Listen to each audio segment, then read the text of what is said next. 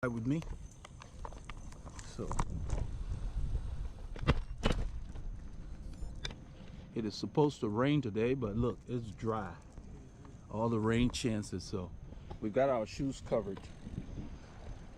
And so hopefully if it rains really heavily, I'm going to stop and put on my sleeves so I can thoroughly test my setup.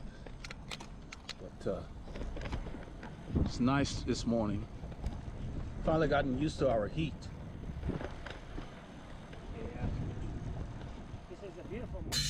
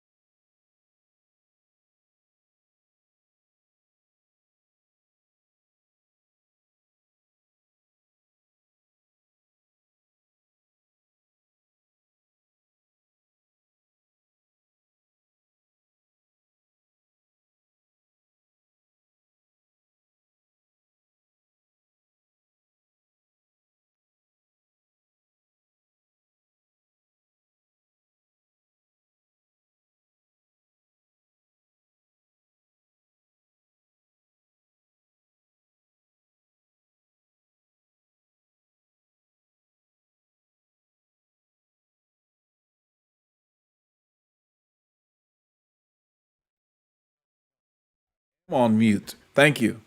Sorry about that, legends.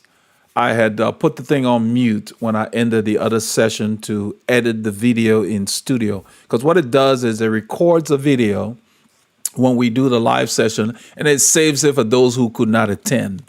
And so we had a lot of comments and I wanted to make sure that we get a chance to address all the comments that people had. Were kind of interesting. People had comments in there. Robert Tangler was here. He asked, how long did it take Merckx to get to 34 versus Cavendish?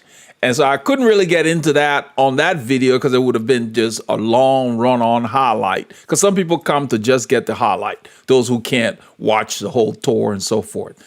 So we're going to start doing, we have a standing every Wednesday at 17:30 Central. I will schedule it ahead of time. So make sure your notifications are on. So it will let you know when it's coming. And then we may do another one on Friday based on the popularity of it, because we had a session that went like 2 hours. And that's pretty long when people come to watch, even though it's interesting. Because I went and I watched it while I was working on other stuff. And it is pretty interesting because we talked about different kits and all that kind of stuff. People suggested different companies that we could look up, and we looked it up together right here. So people got to really see it live. It was fun. That exchange was very good. And so we decided that with this new live format that we're doing, we'll have a standing Let's Talk Cycling. Any cycling topic goes. We're not going to restrict you. So we'll just come in and we'll have these discussions. And then we might do another one on Friday because we'll treat this in lieu of the Q&A we used to have, because this way we'll be able to cover everything here. But I think it's a good format and we'll see how that works. So this way we get a chance to have a good connection. In addition to the videos that we release on the channel, we'll have, at least one live session a week to where we have an hour and a half to 2 hours where we can just talk cycling. That would be good. Good to have you here, Michael. Thanks for letting me know about the mic. Yeah, I put it on mute after I ended the other session so I could edit the other video, because YouTube processes the video, but I like to check it before it goes on there. John Hill, thank you too. John said no sound. Yeah, you were right. So basically we started to get all these questions when we're talking about a tour, and Robert asked how long. What I wanted to tell him, which I couldn't do during that video because I was trying to keep it focused, was that Merckx was a different kind of rider. I mean, Merckx would ride away from the entire tour on a mountain stage, whereas Cavendish is a sprinter. So he depends on the sprint stages. Mark's won in any terrain. So he's truly a rider of his generation.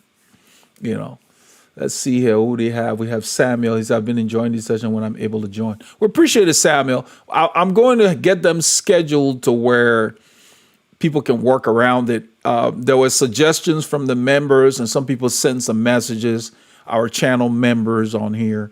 It said to do it as late as possible. So 17:30 Central seems to be a good sweet spot. So we'll shoot for that, because we were doing our Q&A at about the same time, and I want to stay at a consistent time. The tour also, that's why I moved it to 17:30. So if people know that we're going to do our live stuff 17:30, right now it's always going to be on a Wednesday, God willing. And then we may add a Friday if things are just spilling over. So on Wednesday at the 2-hour mark, we still had questions from people and whatever, but we had to stop. You end up with just a very long session. So we needed a break. And then there's no problem. We can have intermissions if we need to. I've added the scenes in here for intermissions. You saw that when the program starts, you can watch some of our videos. So we can have breaks or whatever. So as it evolves, the members are giving me a lot of pointers and suggestions, and we're going to try to work it in. No problem, Robert. I saw your question. It's just that I wanted to keep it focused for that video. So what I was saying before you got in is we have a standing Wednesday session, Robert, for Let's Talk Cycling. Any cycling topic goes, so everybody can be free to just hang out. Wednesday at 5:30 our time, we'll do that. We, of course, have our standing premiere at 5:30 for members only. And I'm considering, and this is for you members, I'm considering doing it to where I run it through here and we watch it together, and I can be in the corner.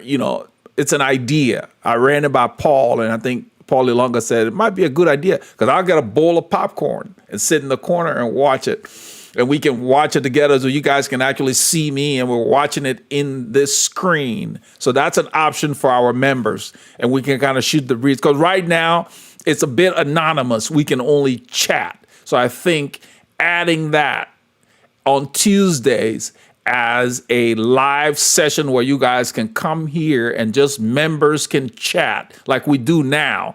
But this way I will be there, I will be on camera, and if you chat, I can answer verbally if necessary. I think that would be good. So Robert, let me know what you think. I'm going to post something on the members only board for the rest of the members and get a poll going, and we'll see. I think it's a good idea. Because we have this, we might as well use this format as much as we can, But it was impressive to see he win this many stages, because a little over a year ago, he was very, very on the fence about whether he would be coming back. Cavendish didn't even have a team, and he took like minimum salary to race with Quick Step. So they got value out of that, because I think he's won like 4 stages now or something like that. Yeah, I think he's won 4 stages. So the team as a whole has won 5 stages, because Alaphilippe won a stage. So it's amazing. Those of you who see Robert Tengler with that red, that's he's been one of our longest members on the channel, on the YouTube channel. So YouTube gives a badge to each member, and the color changes based on their tenure. So when you get the red, you're one of the oldest members. So we appreciate you, Robert. So let's see here. Michael says, if you don't mind sharing, how many members does the channel have? And that's separate from subscribers. Right now we have about 42 members. And so subscribers are 17,000 something. Yeah.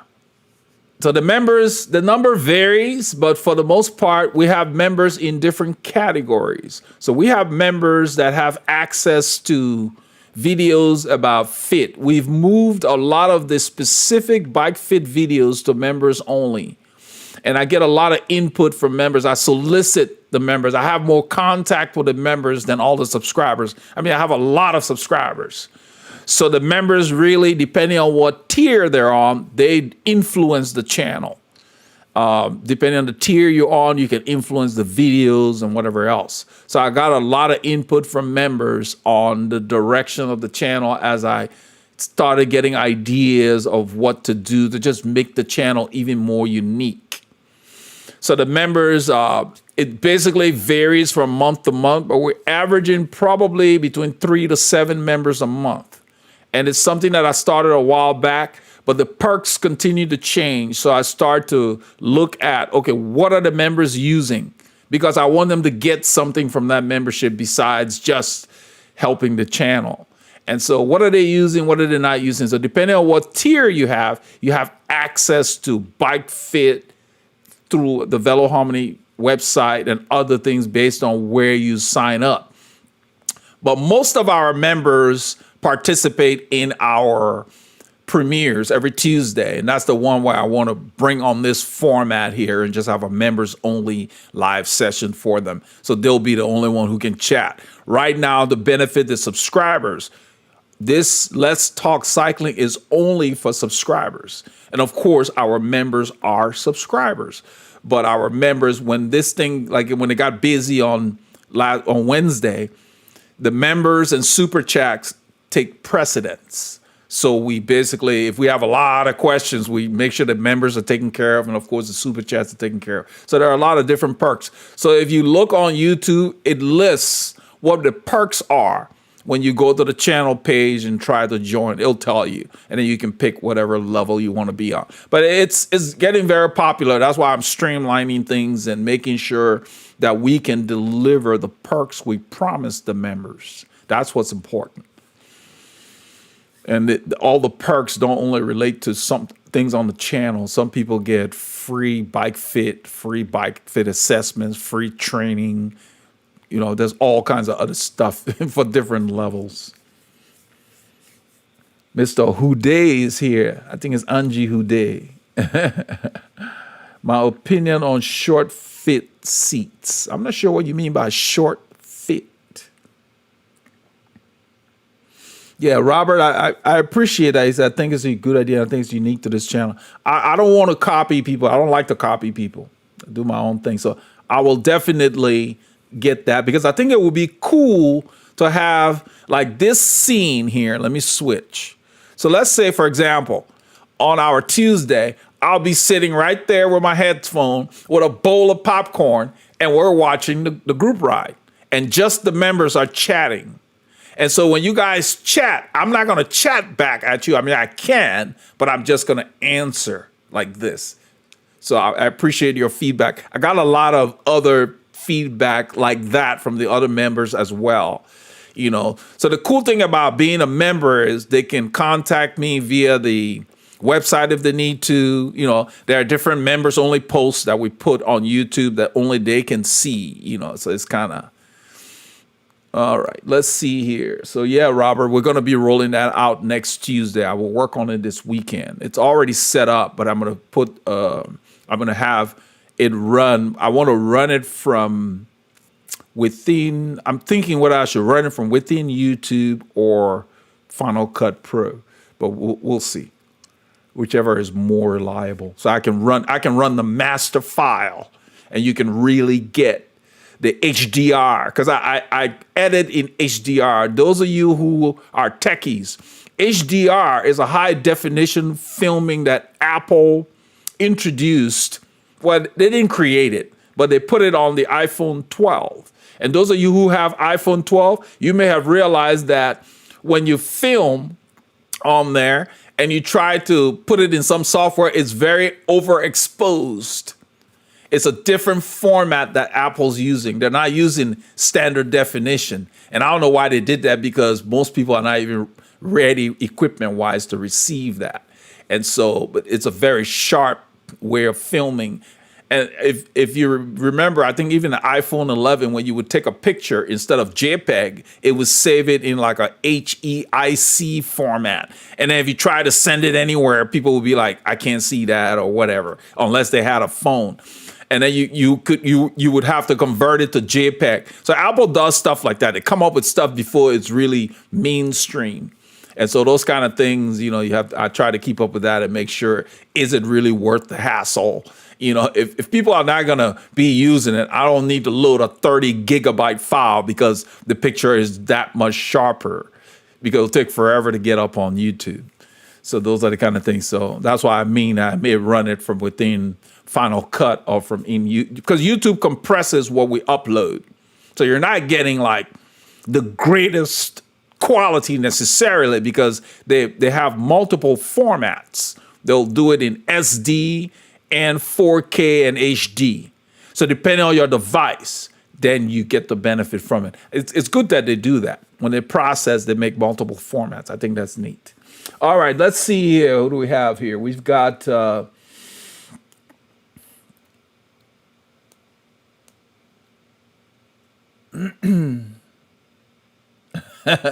it's a great joke of my name. You gave me the phonetics, so it was easy. Hude, I like that. I think it was Anji Hude. Yeah, I remembered it for some reason because it's unique. I've never met anybody with your name, so that's actually pretty cool. Let's see here. Let me go ahead and let's do this. Let's try to find it on Google. He said San Marco, San Marco.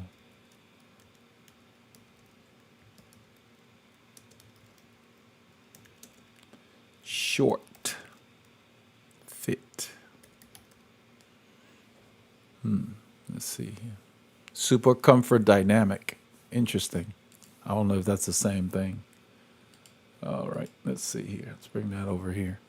Let me shrink this. Let's see what we can find out about this saddle. I've never used it or really heard of it. They're always coming up with new things. It may be a lot of the short saddles that I've come across and used have been for a lot of the time trialers. So let's see. Let me make this window a little bigger.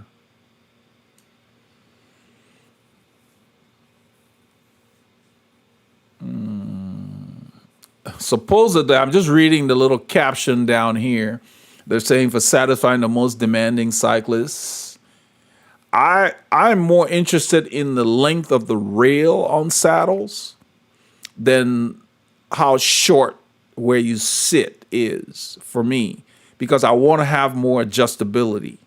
That's why I like the S&P. They have like 100 millimeter rail. So that's like 10 centimeters. You can really move that thing around. So, it doesn't look that crazy. It's got a split middle. The nose is just kind of short. Just make sure you get the right width for your distance between your hips, and then you'll be fine. But with saddles are very personal. What works for you may not work for the next person. So you kind of have to find what style. I find that the saddles that work best for me are the simple saddles like you guys remember Lance Armstrong used to ride like a San Marco, I think it was called Concord or whatever. And then I used to use something called Cell Italia Flight. Let me see if they still have. They used to call it the Flight saddle. I used to love that saddle. Let's see the name here. Okay, this will be a good example. See if I get a big image here. There we go. These are the kind of saddles that work best for me. Really simple like this. That's the Flight saddle right there. Let me go back. They used to have one called the Concord. These kind of saddles I have problems getting comfortable in. Let me put the picture up here. Actually, not this one. That has a dip. This will work for me. See that little dip right there? A lot of the racers now are using saddles like this. On a saddle like this, you sit differently. It may look like, if you look at Primoz Roglic, it may look like he's sitting on the tip of the saddle, but he's not. On a saddle with this design, you sit near where you see this little, where the end of that rail is, meeting the white right there in front of where the letters are. That's pretty much where your sit bones go. So when you look at those guys, they look like they're tipping, but they're really not. Every saddle's different. You sit differently on each saddle. This saddle could work for me. That's all the more reason why when I talked about bikes the last time, I stressed the seat angle. So if the seat angle is right, then I have more choices in the saddles I can use. And that rail does not even look like it's 100. Let me find a...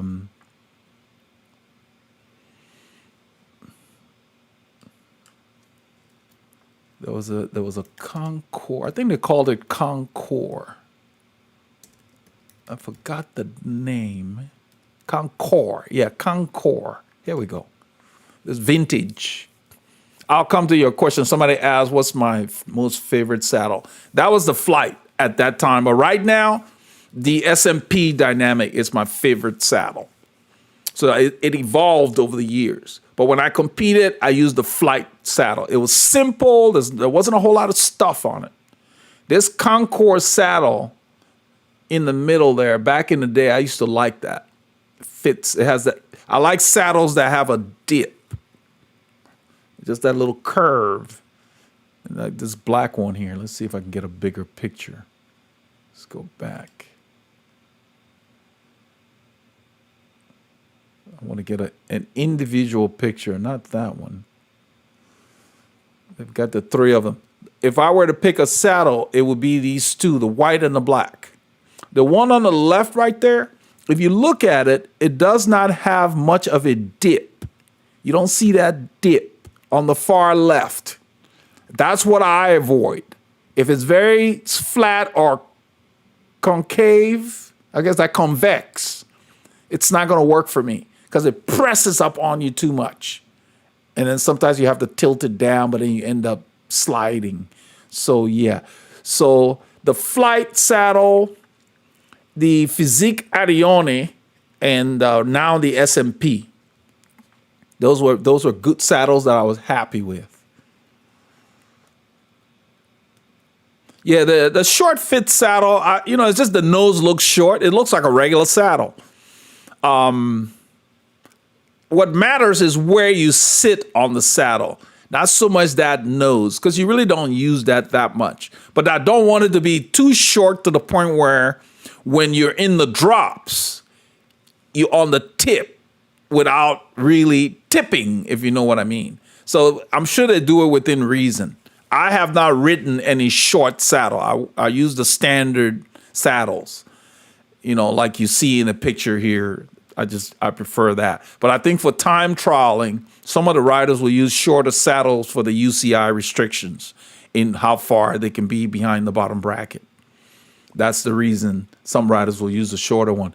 I like to watch Tony Martin when he time trials because he does not move around. His position is solid. And he's one of the better time trialists. And the other guy, the new guy, Stefan Kuhn, solid in the saddle. Even Chris Froome kind of moves around a bit, But I like to watch Tony Martin because that's how I like to ride. When I sit down, I shouldn't have to move around. I should just be able to just sit, relax, and go ahead and focus on pedaling. And that's how he time trials. But if you notice, a lot of the pros, they move around. I think a lot of them don't spend enough time on the time trial machine, so they haven't quite nailed it. But remember, Tony Martin has won I think that the German National Time Trial Championship 10 times or something like that. And then he's won the world time trial. So he's time trialed enough to where over the years he has perfected his position. It was actually sad to see him have to leave the tour after that crash.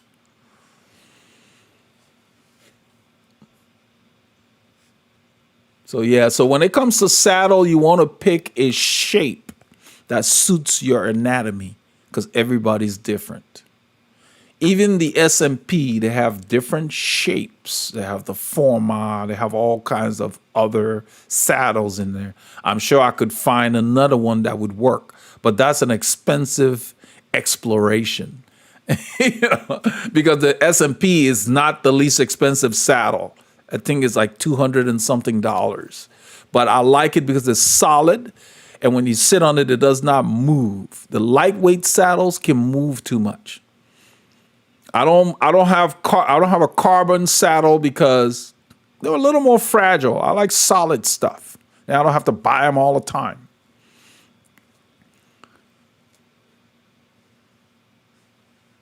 So just if you're going to try a saddle, Angie, see if you can find a local shop that has a loaner.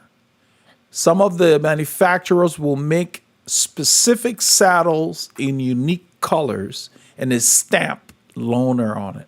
If you can find a place that has a loaner that you can try to see if you like how it feels, that's the least expensive route to go. Because most of the bikes, the saddles they put on there on the shelf, they're not putting the best saddles on them because they're trying to keep the price down. So saddles and wheels and those kind of things, once you get your bike, you kind of, most people getting the bike, they focus on the frame and then probably the components because they figure they can change wheels and other stuff, even bars. Yeah, Michael's asking, have I ever used an integrated handlebar or stem? I have not. I don't own them. I use aluminum bars, as I've explained before, because I tried carbon bars and one of them just broke on me and caused me to crash. When I said broke on me, I was on a ride. I think it was like 2016. I never used carbon bars when I competed. I used aluminum bars. And so in 2016, thereabouts, I was riding with the UMC riders. And after a sprint, I went to grab my bar. And you know how when you're walking and you think there's no hole and you just step and there's a hole and you don't expect it? The bar just went. And I wasn't expecting it. And I just flipped because it was a front right. So it flipped the bike. I ended up on my back with the bike in the air. So, I didn't get hurt. I had a little cut on my elbow. And it wasn't that far from where I live. It was early morning. It was a beautiful morning for a ride too. But it was in the Creekside area near where we have an HEB at Kirkendall. So I just took the short way back home. But after that experience, I changed all my bars back to aluminum bars. Now, I don't really know what caused it to just fail catastrophically, but what my research indicated that if there's a problem with the carbon bars and you don't know and you don't do ultrasound or whatever, I had never crashed the bike. So I don't really know if it was an inherent problem or he had fallen unknown to me or whatever. So it does not apply to all carbon bars. But with carbon bars, you have to be careful, just like the frames. If you fall, you got to make sure it's solid. A lot of the racers now still use aluminum bars because they want to be able to get right back on their bike after a crash and not worry about the bars because you're not giving up that much. And they don't have, the reason I'm going that way is they don't have integrated bars made out of aluminum. And then plus, I believe they're pricey and I think they come with special frame setups or whatever. I don't think it's that big of an issue because it would have to fit me. That's another thing. So I would have to get the right angle of that stem.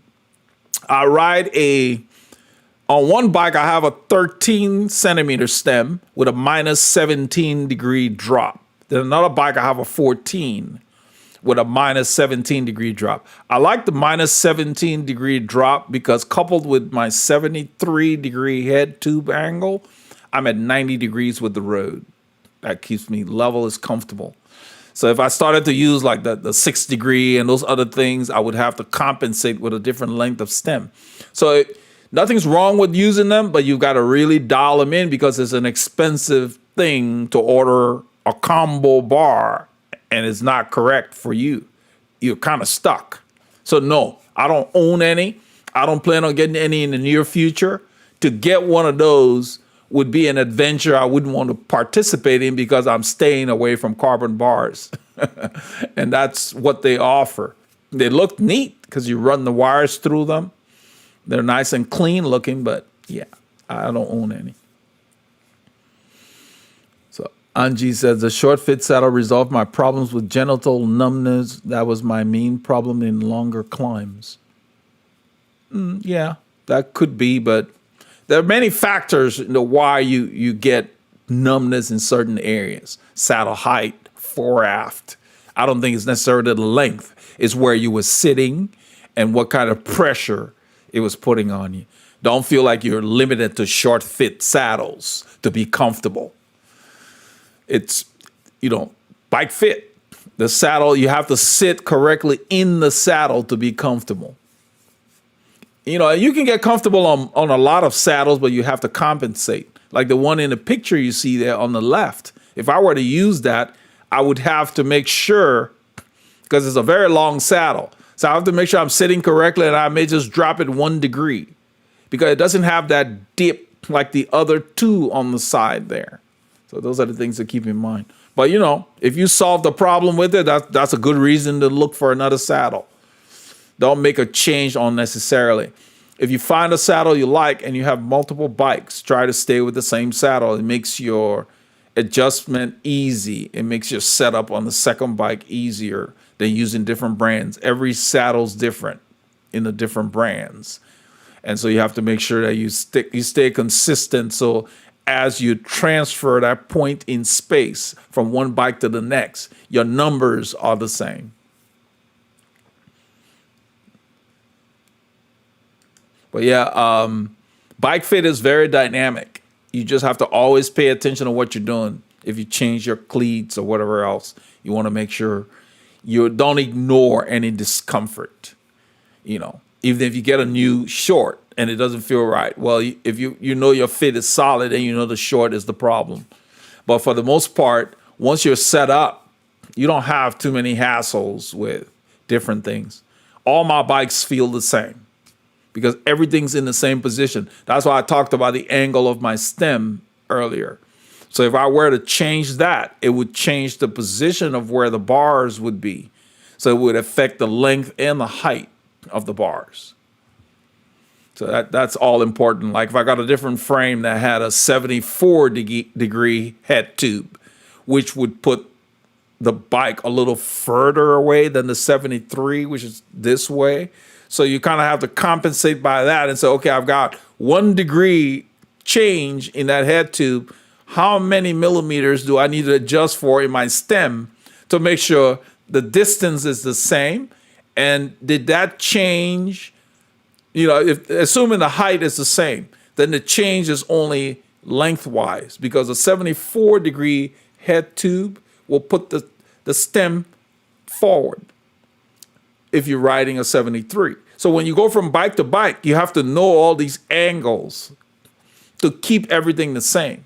So all 3 of my bikes are different, but the position in space of all my contact points are exactly the same when you measure them. So I compensated with different lengths of stems. But I knew when I got the bike that the Colnago had this angle head tube, 73 and this and that. So I knew I didn't have to hedge too much. It's important. You can't just go buy a bike. There's a lot involved, especially if you already have a bike that you like and you want to replicate. That's important. So the next bike I'm fortunate to get, it will definitely be something made out of carbon, because I have a titanium bike. I have 2 steel bikes. So either aluminum or carbon if I were to get another bike. And since I already know what I need, it will be easy to just get the right frame.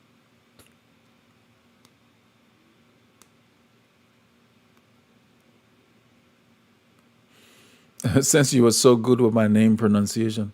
Well, I just talked about I think it's Rozelik.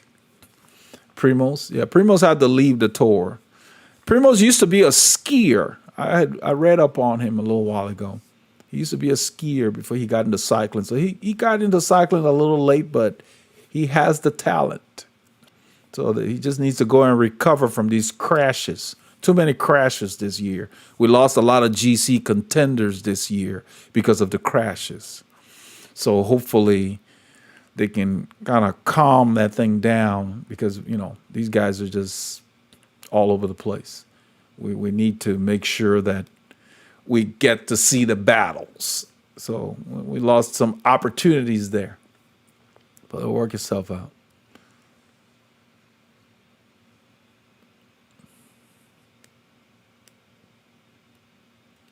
So Mr. Green says, it was a while back, it's not on the screen. He said, love your channel, Velo. Keep doing your thing and making great content. You're sure to blow up eventually. I appreciate the sentiment, but I'm more interested in quality versus quantity. I mentioned Cam Nichols that I collaborated with. He got some of my clips to put in a video or whatever. I don't really know what he's doing per se. His channel seems to be taking off and whatever. He's got like another channel called Road Cycling Academy or whatever. I think he's probably doing it full time. I'm at the point where I'm spending a little more time on the channel right now because it's summer and the days are longer. But the phrase consistent with what you're saying is, if you build it, they will come. I want to attract people who want information and who want to learn, not nonsense. I want people who want to learn. When I started cycling, I had nowhere to get information, and there was a trial and error to learn anything. So this is the reason I'm not trying to copy any other channels or whatever. And what I've noticed on this channel, people like the videos like the one that I did. I went on a ride on Wednesday and just made a few clips of, hey, start the day right. Look at where I am, how quiet it is. They like that kind of stuff. It's a very personal kind of thing. So I will be making those kind of videos where, okay, I'm getting ready for a ride. This is what I'm putting in my bottles, that kind of stuff. Just real stuff. So people that, even if it's what they do, they can see someone else doing what they do, which confirms that, okay, we're doing it right. So yes, you're right. I'm just doing what I do, meaning that I live it. So I don't have to think about content. So that's why I like to film our rides and then narrate, because that way we can teach with what you see, because we have enough videos out there.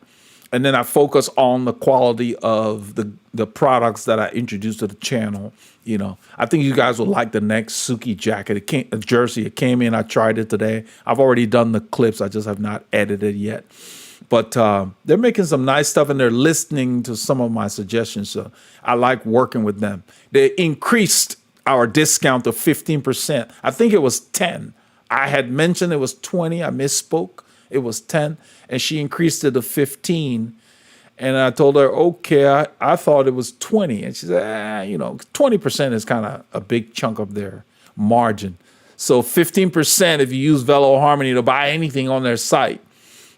I thought, okay, so she just sent me an email letting me know that, okay, we're going to bump it to 15. And then she sent me new shorts with lighter pads, which I had requested when they sent the first pair of shorts, because they were fine and everything. I said, but I like my pad a little thinner. And then the sent was a different design in the pad. The split is all the way through. I like pads that have separate perforated portions where they're just on the sit bones. And I had explained that to her. The first one she sent, it was kind of halfway from the back to like the middle was split, and then the front was together. Well, this one is split all the way through.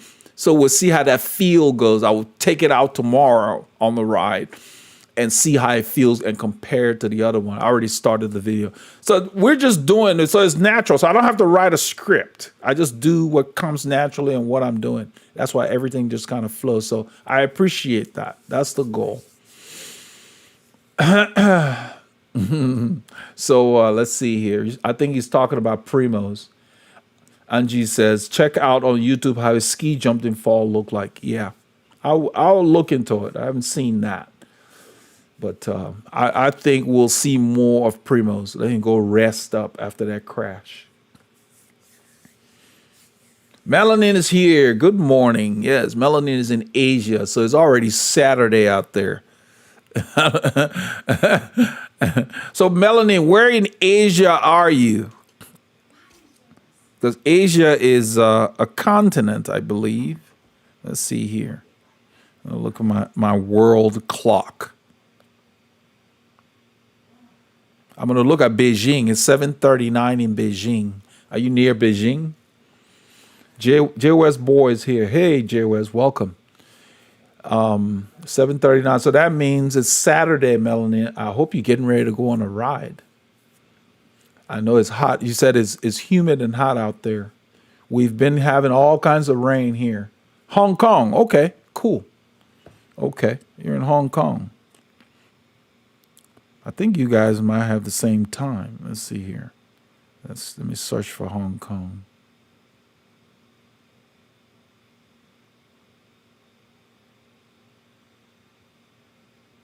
Yeah, 7:40. You got the same time as Beijing.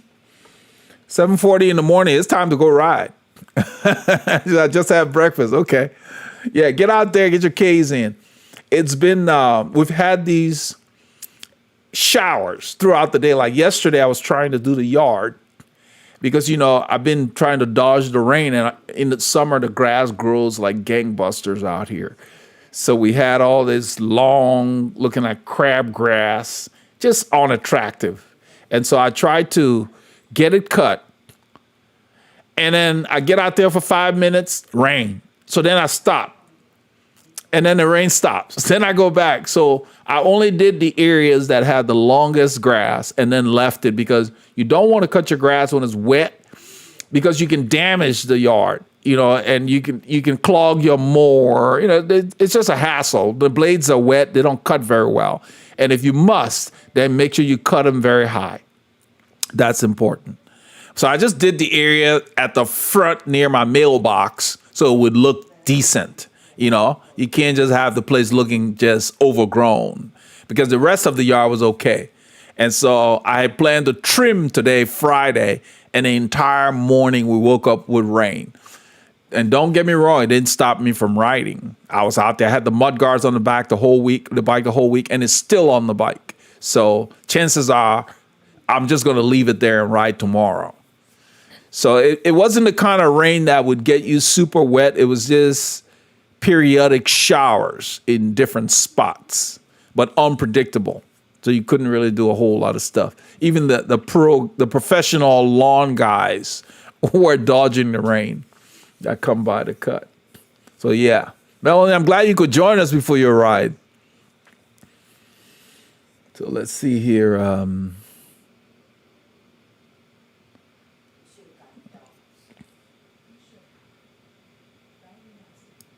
Yeah, Melanie just confirmed that she got the same. Yeah, I put Hong Kong in my world clock, and it has the same time as mainland China. 7 something in the morning. It's amazing. It's morning over there.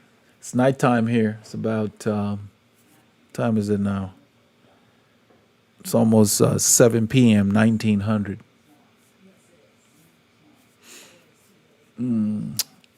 Yeah. 700 baht. The mud guards that we use will work for, let me see if I can get the video on here. It will work for up to 28 because I've had 28 on my bike. It's not going to work for 32 or whatever. So let's see here. What do I have that? If you look, let me see if I can find it on my site. Let's go to, I'm going to do another share here. Let me minimize this. Yeah, the mud guards from Germany, the ones that we have, I think will work great for you. I think that's what we have. It's, I don't know if I put it on Nicole. XL. Let's go to, let me see. Let me share another window. Let me use Google Chrome. Yeah, the mudguard we use will work for you. They're made by a German company. For some reason, the name eludes me. I bought it years ago. But there's a video on the channel, which is what I want to find so you can see it. Let's go to... see, mud guards. There we go.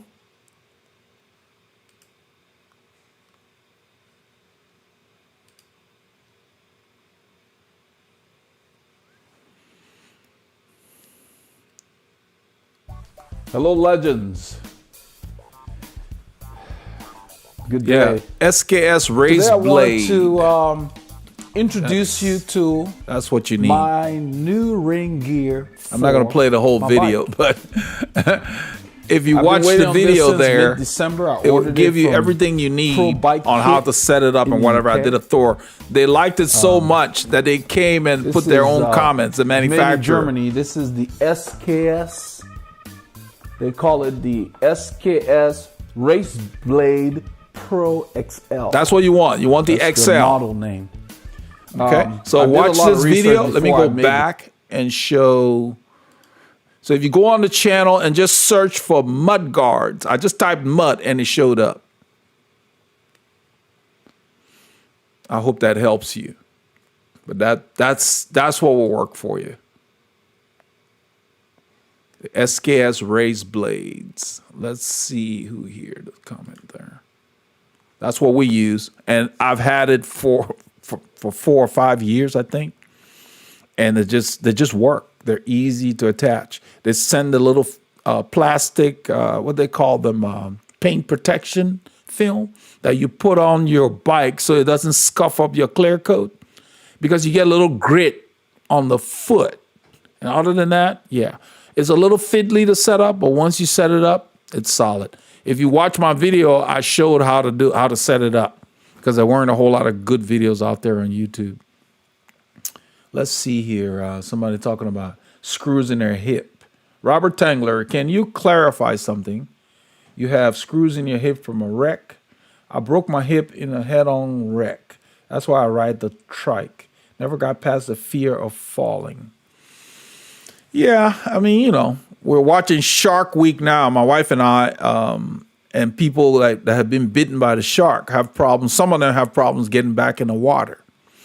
And surprisingly, last night, we didn't know, but in 2004, we had like 4 shark bites in Galveston, which is right here with us. I didn't even know about it, never heard of it. So it happens, and that's okay. I mean, the biggest thing is that just know that when they repair from an injury, a lot of times it's stronger than it was before. And I'm sure your doctor would be the best person to confirm that. And so your fear is warranted, but it's really in your mind. It's in your head, you know. So if you're really worrying about falling over, then fine. There's nothing wrong with riding a trike. I mean, I just set up a track for a guy a couple of weeks ago that had hip replacements and knee replacements. So he's using a trike to get in shape. So because, you know, when you have those kind of surgeries, they want you to move around. And so he's using a trike for that, an adult trike. They're pretty nice. I was test riding and it felt weird to me because unlike our bikes that you lean, you can't lean them because you got 2 wheels back there. So it felt odd waiting for that wheel to come around like you do in a car, you know. And I told him about it. We laughed about it. So yeah, until you're over it psychologically, it may always be a point of nervousness for you. That's a normal human response. That's just being cautious, you know. So I wouldn't worry too much about it. I mean, if you want to try, I would say if you already have a bicycle, you could try doing shorter rides, maybe just at the park or something, or maybe start with a mountain bike or something that has suspension or whatever. And start slowly. And over time, you might be able to build up the confidence that you need. But it happens. When I competed, after the first time I had a crash, it was somewhere out in Brookshire. There was some crappy road we were riding on, and I hit some pothole. And the guys in my team, they took us back there to ride through the exact spot. And that made a big difference in me relaxing. And it did that on purpose. It says, see, it doesn't always happen, you know. So it'll take some time, but if you're not comfortable with that, don't force yourself until you're ready. But if you want to give it a try, just start slowly. You know, just start riding in maybe on a dirt trail if you got a mountain bike, a place that's quiet. You don't have to deal with cars or whatever. But I don't fall that often on my bike. I mean, I've said it before. I hate falling, so I don't ride. I don't want to use the word like a kamikaze, but I work on my handling every time I ride. That's why I mentioned in the group rides that, I'm putting the weight on the outside pedal, or when it's wet, I'm taking a wide turn. Doesn't mean I'll never fall, but I'm always thinking about what I'm doing every time I'm on the bike. That's what you need to do, and that's all you can do. Just give it your full attention. Don't take chances. You guys have seen me gripe about the guys in the group horseplaying, and that's when things can happen. So I'm always aware of that because I hate falling off the bicycle. If I do fall and I'm not hurt, I get right back up, get back on it. That's all you got to do. You're welcome, J-Boy. J-Boy says he'll look it up. Yeah, you can't go wrong. That's what we use. You've seen it. We've been using it for years. The guys we ride with will not get one. I don't believe it costs more than $45, $50, if that. I think I paid $37 on Pro Bike Kit or something like that. So that's a great investment to keep you clean. And don't get me wrong, they're not full mud guards, so they don't go behind the seat tube, but they keep your saddle, everything clean to where when you get home, all you have to do is take a rag and wipe your drivetrain.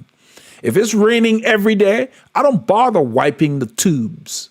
I just wipe my drivetrain, get that grit off the chain, and so I'm ready to ride the next day.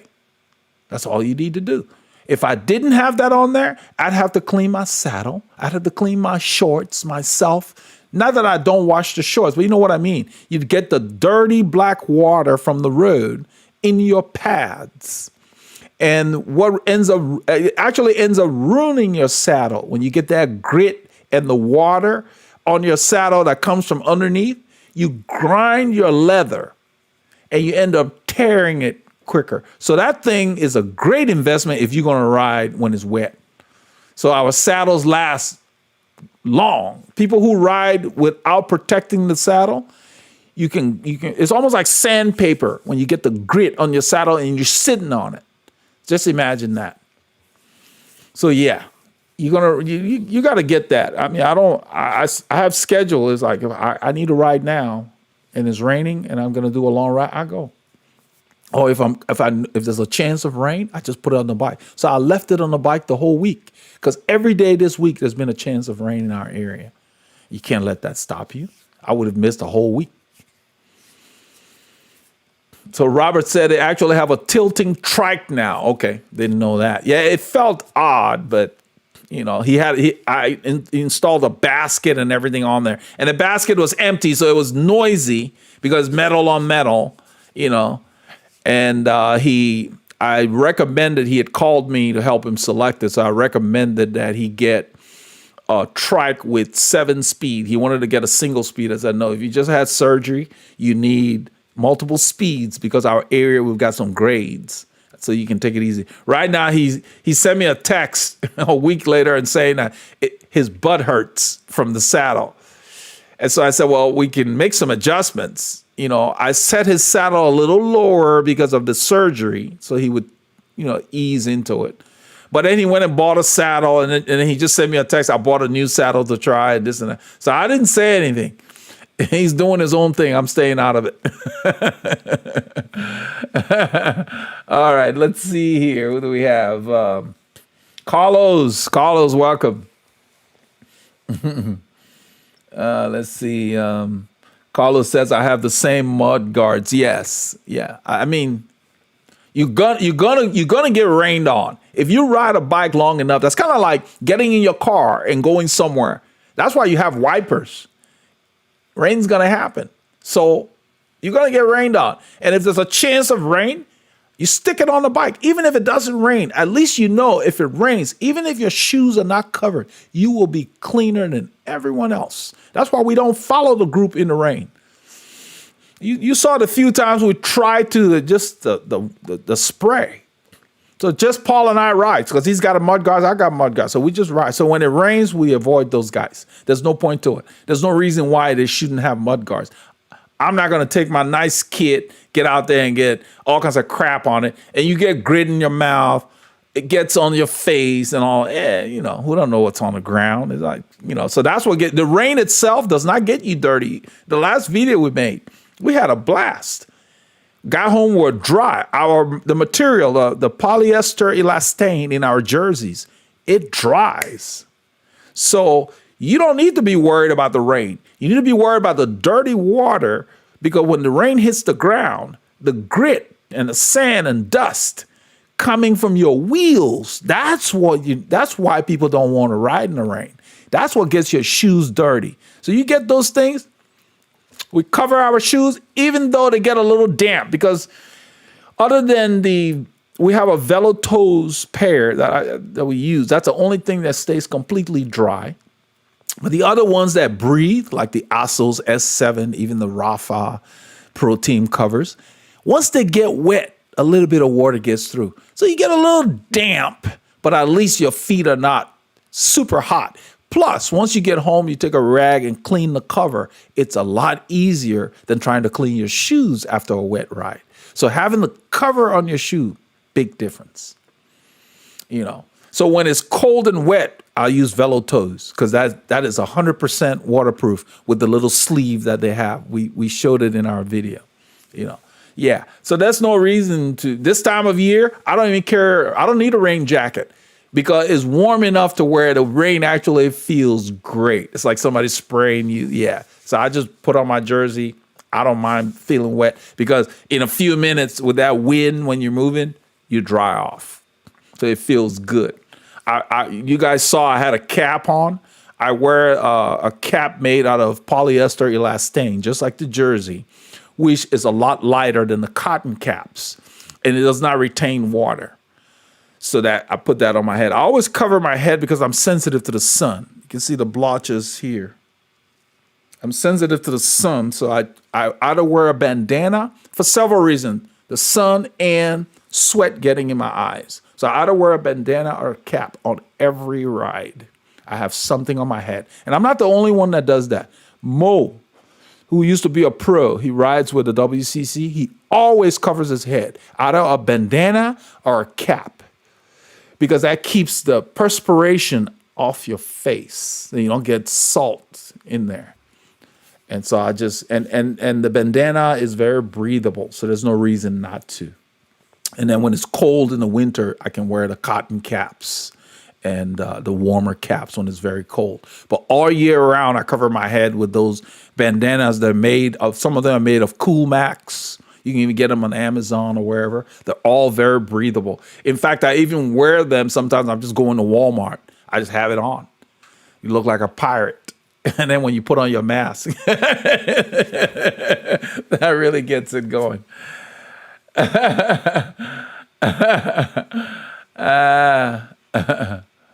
right, let's see. Somebody says, how do we address you in questions? Just ask your questions. We're all cyclists here. Just ask the question. You don't need to address me any particular way.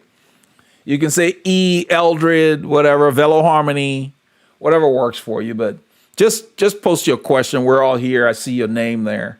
You know my name. You don't have to say it in the questions per se. But let's see here.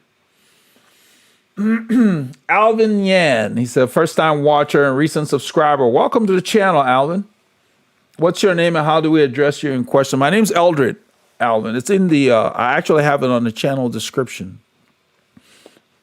So let's see here. Alvin's a Big E. Thanks for all your Rafa reviews. Recently upgraded to the Pro Team bib shirts, training jerseys, and the Phenomenal. Yeah, the Phenomenal, but they're hard on the wallet. So make sure you wait for their sales. And sometimes if you wait too long, then the sizes sell out. But yeah, they're good stuff. But I guess you're new, but you may be aware of it. There is another vendor that is making similar quality, but at a much lower price. I've been very impressed with that stuff. I've been working with them to make some changes to the garments. Suki Sports. And she's been very accommodating, the marketing manager. So she gave Veloharmony a 15% discount for everybody on the channel.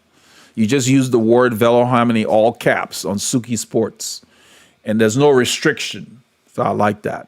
It used to be 10%. I had thought it was 20. And I found out that it was 10. I thought, well, you got to do better than that. So I was trying to get 25. And then she said, no. So they're at 15 right now, 15%. But their prices are already reasonable. And even if it's on sale, you can still use the code. That's what's running on the bottom of this screen here. And I'm going to review a jersey that just sent. I've already done the film. I just need to edit it and load it up. I was explaining to the channel here, the guys here, that these guys that are making cameras keep changing the definition of how you film. It's kind of like getting 4K and you don't have a TV that displays 4K. You know, what's the point of that? So they're coming up with new digital optical things that people are not really ready for per se. We don't have the hardware. So what's the point of that? They call it high definition HDR, and then instead of standard definition. And supposedly it gives you better shadows and whatever. Well, if you don't have the right software to edit it, it comes out like it's overexposed. So it just creates a headache for us. But we got it's on the new phone. So when I was riding, the video that I loaded, that's when I discovered it. The one where I was on the ride that I loaded this week, where I was just saying, start the day right. I used the phone for that. The cool thing about the phone is that the Pro has image stabilization built in. And I was like, wow, imagine that in the phone. They've come a long way. As much as they're charging, yeah, they ought to. So yeah, they have image stabilization built into the iPhone 12 Pro. And unless you read the fine print to find out what all the stuff, because Apple just says, oh, we have 260 new features. They always do that at their conferences, but they don't tell you specifically what they have.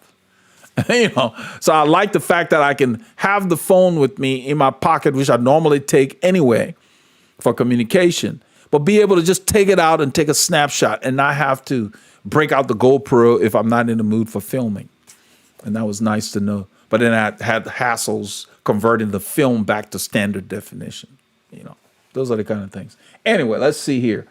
How do you spell that Suki? Look at the top of the screen. You will see their name pop up in a banner. SOUKE Sports. So when you go online, if you do SOUKE-sports.com or something like that, but if you type it in Google, I'm sure you'll find them. It's there. It pops up on the banner, and then it also shows up in the scrolling ticker at the bottom of the screen. There it is, the banner at the top. But go to that site. They do everything cycling, and the cool thing is they also do custom sizes. So for the guys, like there are some guys that are like, we're big and tall and nobody's making jerseys in our size. They do custom sizes on some of their kit. I'm trying to see if they would do something for the channel down the road. Maybe we can get a jersey designed by them. The prices are very good and the stuff is really great quality. So we started using them and we took them on a group ride or whatever. And then the designer saw me wearing a jersey and told her, he said, we need to get him a smaller jersey because I put so much stuff in the pocket and he didn't like the way it looked. So they sent me a smaller size this time. And I did a video on it and really loaded it and you'll be able to see the difference. So I'll work on it this weekend, get it out to you guys. All right. So Alvin, welcome to the channel. You missed out, but what I was saying was every Wednesday at 17:30, we're going to start having a similar session like this where we'll just talk about cycling, general, just cycling stuff, hang out, whatever, every Wednesday. And we may incorporate a Friday like we're doing today if it spills over, which it did on Wednesday. It was so popular, it kind of spilled over. So what happened is that by doing this way, there's a better connection and this channel just separates itself from the rest of the cycling channels on YouTube. because everybody's just loading videos and everybody's trying to get you to, they're doing product reviews and all of that. So I wanted to add more live sessions because other than the gaming channels on here, there aren't a whole lot of other genres that are doing live sessions. And so it's about time we got something like this. So this is something that mostly the gamers use. That's why I invested the time into learning the software that has allowed me to be able to do this in this style and format. Yeah, the time zone is Central Time, 1730 Central Time. So depending on where you are you in the world, Alvin? We had a lady in Asia, in Hong Kong, that was getting ready for a ride and joined us, Melanin. So she's probably on her ride now. Seattle, okay. If you're Pacific, then I guess that means you're 2 hours behind. So that's Seattle is probably 2 hours behind. Because California is also Pacific. So that would be 3:30 your time. And just make sure you have your notifications where you subscribed. Make sure you check your notifications so YouTube will let you know when these things are scheduled.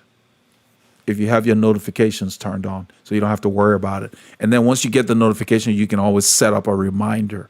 They have an option. That's what I use. So yeah, so the thing, I see somebody typed in Suki Sports. Let's go to their site. They're a small company. They're keeping things simple. They don't have big sponsorships or anything like that. So you get the benefit because the prices are reasonable, but the quality of the stuff, they're using Italian fabrics. So you're getting quality. Let's see here. Let's go to... So basically, if you typed in, I just typed in Suki Sports, and it popped up because I've been there before.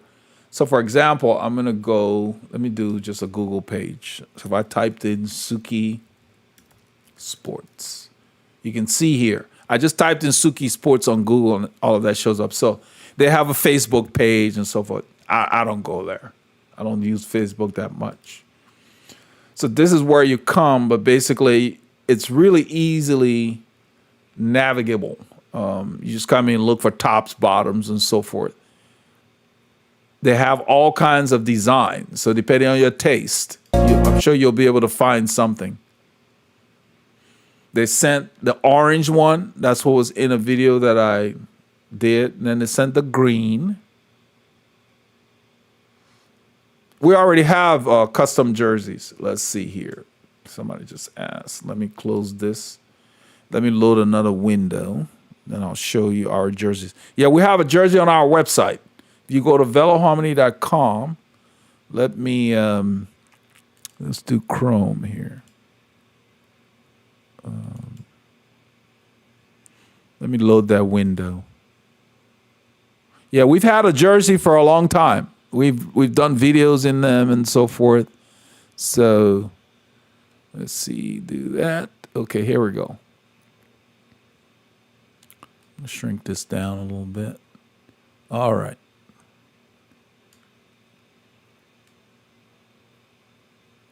I love this software.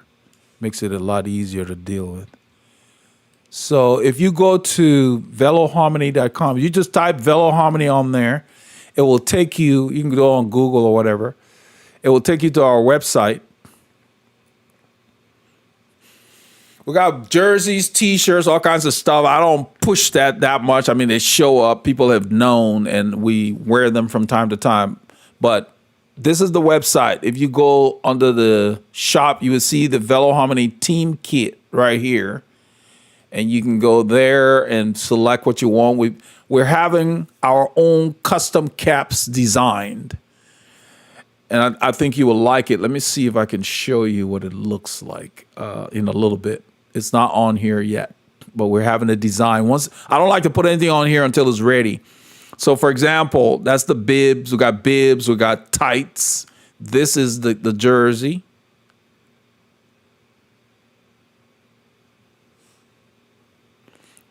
This is what it looks like.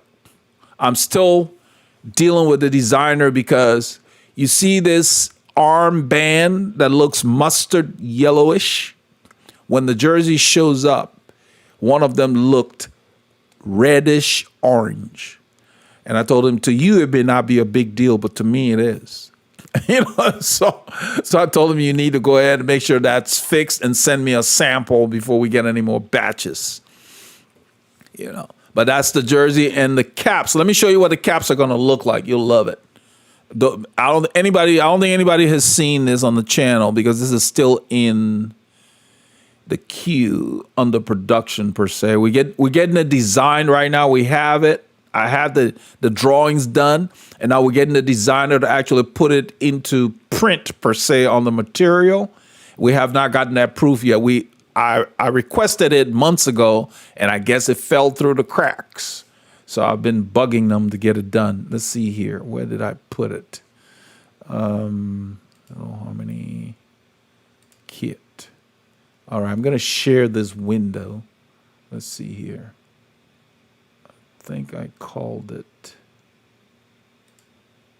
There we go. All right.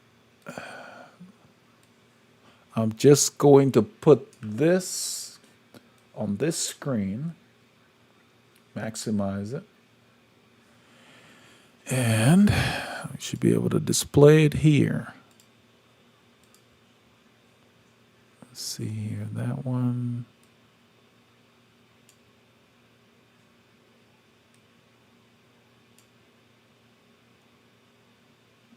Let's turn this off. There we go. That's what our cap's going to look like. Still not, that's the design. We've got to get them to actually produce it. That has been sent over to the designer. That it's already been laid out by the artist. And it's been sent over to the designer to produce that. It's going to look neat. It's going to match the jersey. And then under the bill, that's the orange I'm trying to get him to respect, because we do it on here, and then when he ships it, it changed on the arm of the sleeve. That's what it's going to look like. The logo's on the top. It'll be a nice cotton cap. So the front is black, and then underneath the bill is orange. That's going to be neat. All right. So let's go back to this one here.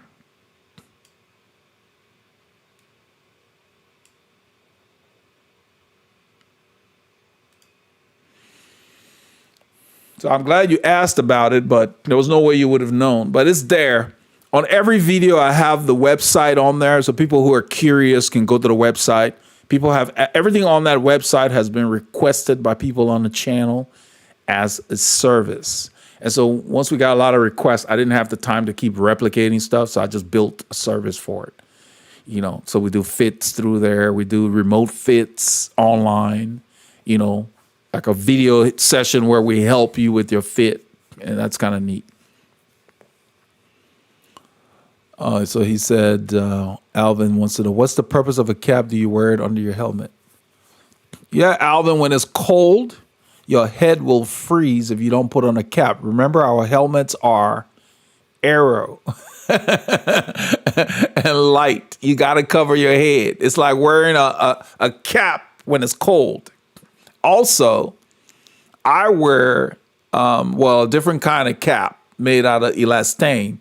But that's the main reason. You wear a cap on your head to maybe keep the rain out of your eyes. That's why we have that bill on there or so forth. You can even keep the sun out of your eyes. But yeah, you wear a cap just like you wear a cap. You just wear it under your helmet. It's thin enough. It's designed to where it does not interfere with the feel of your helmet. I wouldn't be wearing a cotton cap if it's 94 degrees humidity, 94% humidity, 94 degrees. It's very hot. I wouldn't wear a cotton cap. I'd wear something lighter. But it's mostly for you to wear when it's cooler or when you're not on the bike per se. You can just wear a cap for any reason. But yes, you can wear it under your helmet. I'm sure you've seen cyclists wear it under their helmet. And you may be new to the channel, but you're not new to the world. You know, that's why you wear it. Plus, it's cool to have, have your own brand on. We're gonna do socks and other things later, but right now we're gonna get the cap design, and it's unique. I like the design. We didn't make it look to where I didn't want to just put Veloharmony on it. I wanted a color to be like the mural when our videos start and end. That's what branding is about. So yeah, you're right. So yeah, your question is valid. Yeah, different reasons why people wear. Everybody's different. Some people run cooler than others. So some people wear caps all year round.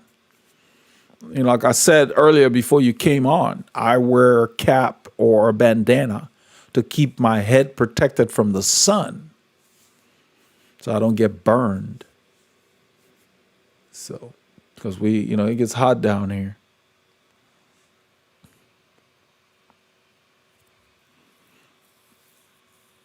All right, let's see here.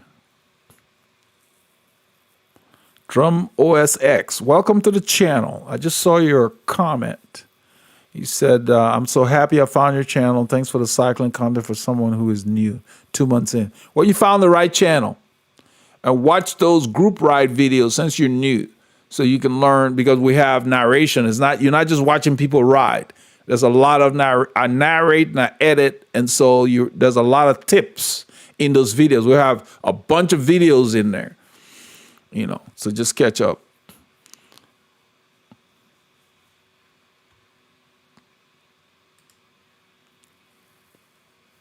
So hey E, this is Stringer. I guess J is S Stringer. J is 5 Stringer. I'm out here in Los Angeles, the city of angels, and I'm wondering what you feel a recovery ride is necessary and what should it consist of. Well, what are you recovering from, JH5? I mean, it's not necessary per se. I mean, sometimes it's better to just not ride and you recover even more. What we call recovery ride is a ride that will allow you to loosen up your tired legs. That's really what it is, meaning it's like a massage on the bicycle. So you can do a recovery ride, or you can go see a masseuse, or you can sit at home and stretch. You can soak in the tub. You can put your feet up and watch cartoons. That's recovery, rest. You have to have the discipline if you get on that bicycle to not go chasing somebody because they pass you on your recovery ride. Because then you will be even more tired when you're done. So if you're going to miss any kind of ride, then let it be a recovery ride. If you have days where you're supposed to go hard, then you don't miss those hard rides, because that's where you stress the system and then you rest. So you don't have to ride when you're resting, but if you must, you got to keep it easy. No stress, no fuss, just spinning, no work. Easy. And it's hard for a lot of riders to do that. So it's not absolutely necessary, but it's a good idea. It kind of loosens you up. So if you're busy and your schedule does not allow it, and you must miss a ride, go ahead and miss the recovery ride. But don't miss the work rides. And you recover so that your work is quality.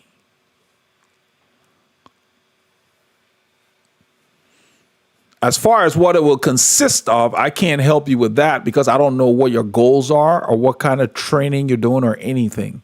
It sounds like this is something that you need to either get from a training plan or from your coach. So I don't know which one you have. If you don't have a coach or a training plan, I guess you can get our base plan online, and that will help you. Then you will know what it consists of, because specific workouts are in there.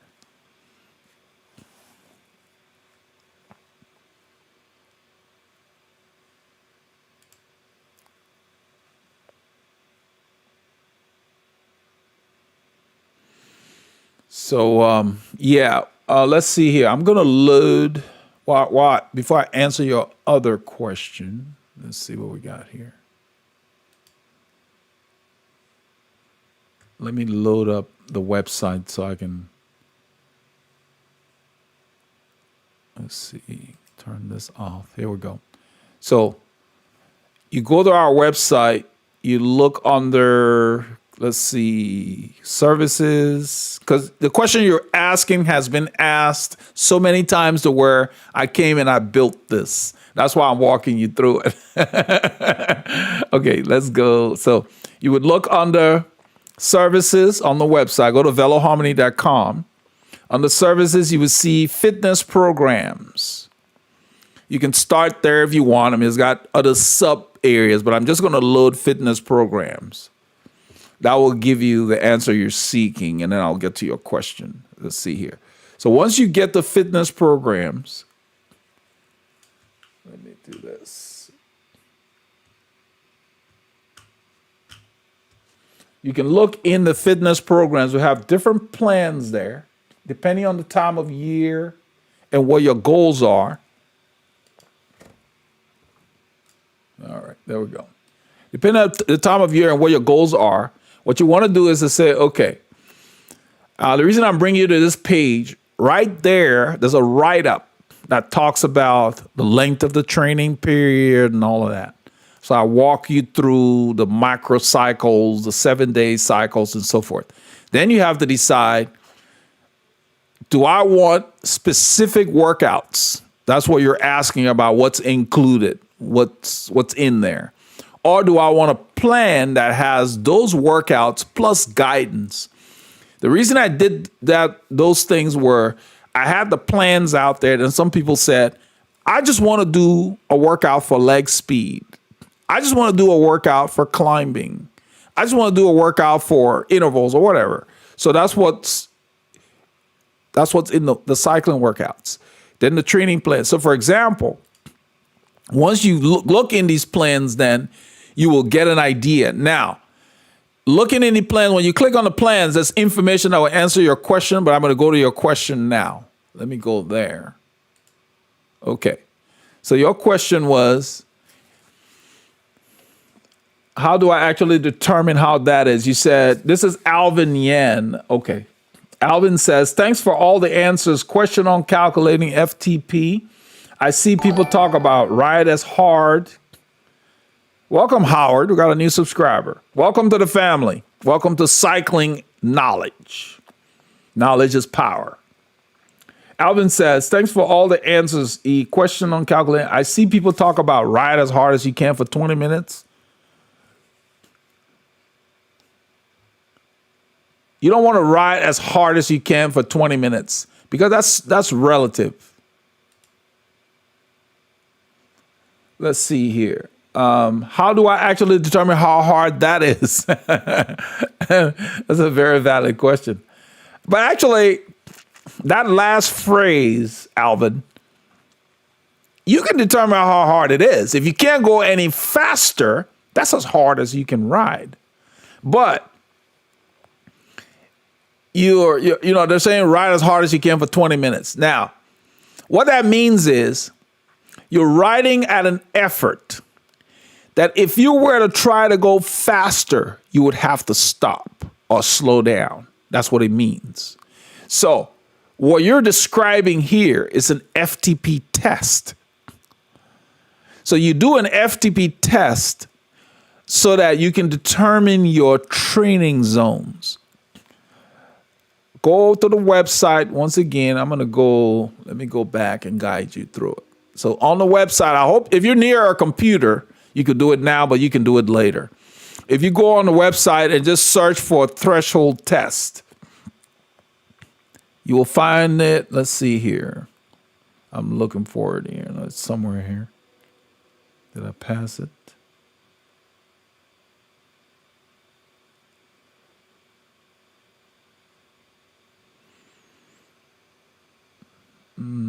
Oh, I know why. It's separate. It's not included in the fitness programs because people had trouble finding it. Some people just want a threshold test because they're working on Trainer Road and other places, and they didn't like the zones that they were getting there. So I got a lot of requests to remove it from in the bundles. So here, when you go under services, fitness programs, I believe, yeah, threshold tests sits right there. Let me go ahead and use the menu this way. Or you can just search for threshold tests. I'm going to search here. Let's see how well the search works. I don't use this site that much. If it doesn't work as well, I have to talk to the developer. Threshold tests. So you can just search for threshold tests, and let's see what pops up.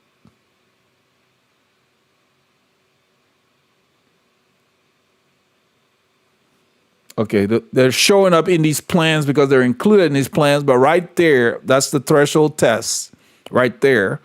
I'm going to also show you that on the menu, if you go under services, everything under the fitness programs, once you scroll, let me scroll up, because when it goes down, it's, let me move it up a little bit. All right, so let's say shop, services, fitness programs, threshold test right there. It's on the list separately. It's not included in the fitness programs like I showed earlier. So when you go to the threshold test, you can read up about it before you purchase the test. It will tell you what you need to do. But the thing is that you need a specific set of instructions to do the threshold test properly, so that you can get a good enough number to derive your training zones. And you need to do a separate test if you're doing heart rate training and then versus power meter. So you don't want to do them at the same time because it's going to be hard to keep up. I mean, you can have both things running and then just produce both averages. It would probably be okay. But if you're going to train with anything, I would put power first if you have a power meter. If you don't have a power meter, then we use a heart rate monitor. Most of the people I coach, if they have a power meter, that's what we go with, because it's more independent of other factors of, did you sleep enough? Is it too hot? And so forth. A lot of the fitness coaching programs is right there in bold. Include that test, so you don't need it separately. So if you're going to get those programs, it's in there. But in there, it will tell you specifically what you need to do. But when you do the test, you got to find a place where you can ride for 20 minutes without a lot of interruptions. So it's, find an area so you can really get a good number. A lot of riders will do it on an indoor trainer. It always seems harder on an indoor trainer than outside for some reason. I don't know if it's psychological or not. Let's see here.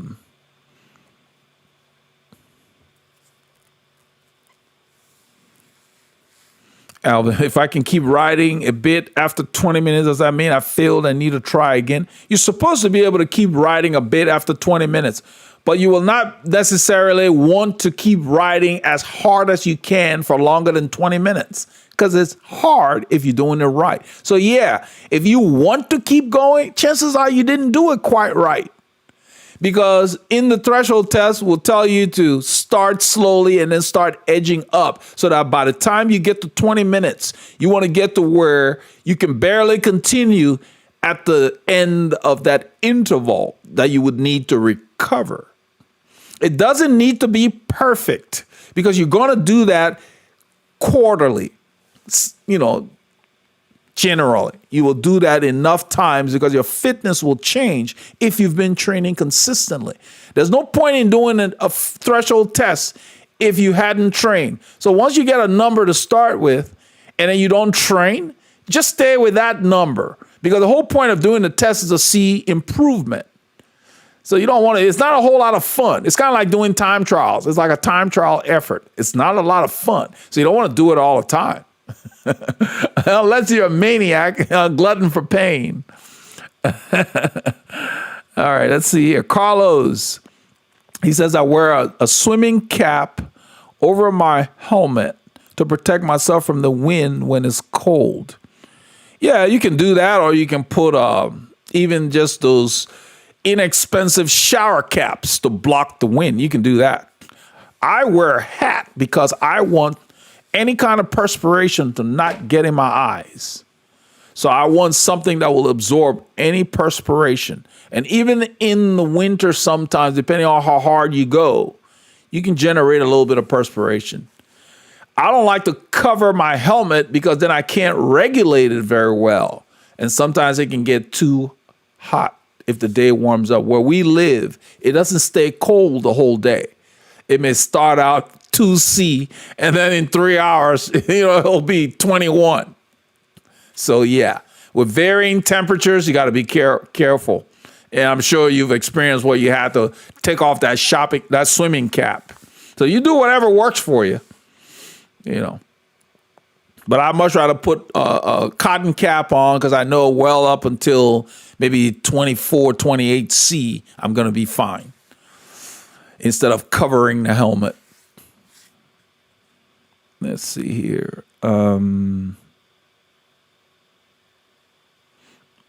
Does this mean I need to repeat my FTP test like once a year or something as I get stronger?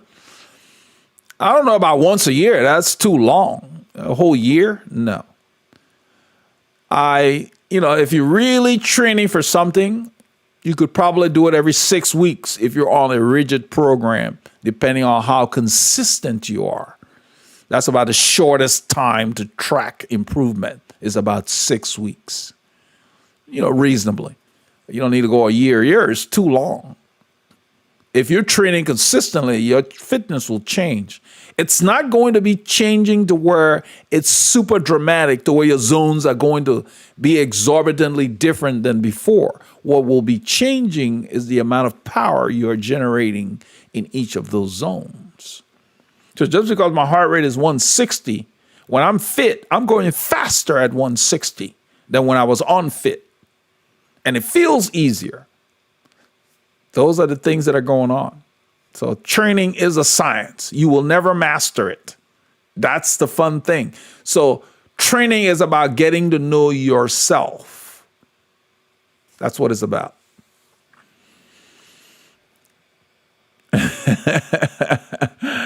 Let's see here. Hey, Cham, do you prefer a hill or flat for an FTP? Yeah, I'll take a hill any day because you don't have to push yourself as much. Not a super steep hill because you want to get a rhythm. So let's say 3 to 6%.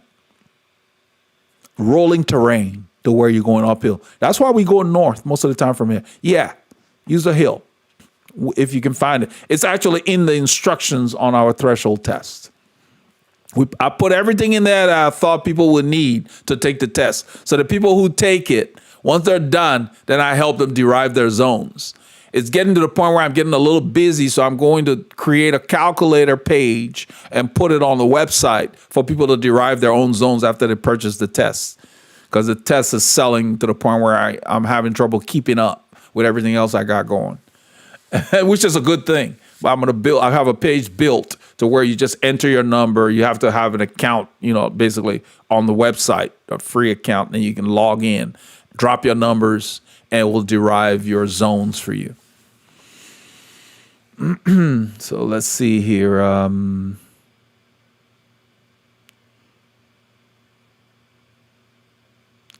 Awesome. He says, I was thinking about FTP tests all wrong. No problem. We're all learning. You will always be learning till the day you're not breathing. That's the way you need to look at it. So don't worry about it. Nobody knows everything. So Alvin says, let's see. Alvin Yen, he said, why does no one talk about this stuff online? So hard to find explanations for this. I guess they're looking for things. You have to realize that on YouTube, people do what they call keyword searches before they make videos. They're looking for what the masses are looking for because they want the video to go viral, or that's what even the YouTube Academy and the guys who help you grow your channel That's all they talk about. How many views can you get and how many subscribers and all of that. A lot of people come to my channel. You should have more subscribers than you have now. And I always just laugh. I don't control that. It's kind of like going to the university. You should have more students than you have now. The people who want to learn, they will go to the university and sign up. So I just chuckle and I thank them for their sentiment and move on. And the reason I'm saying that is because people are not going to talk about things that don't appeal to the masses. Not everybody wants to be a student of something. So you are a student of the sport. There are a lot of people that ride bikes. They're very fast, but they don't have a clue how they got there. And so when something happens, they can't figure out what's wrong with their training. Even when they're going faster, they don't know why. So they can't replicate it. You know, I'll use Primoz Roglic as an example. He's not worried about anything right now. He's hurt. He had crashes. He's going to stop the tour.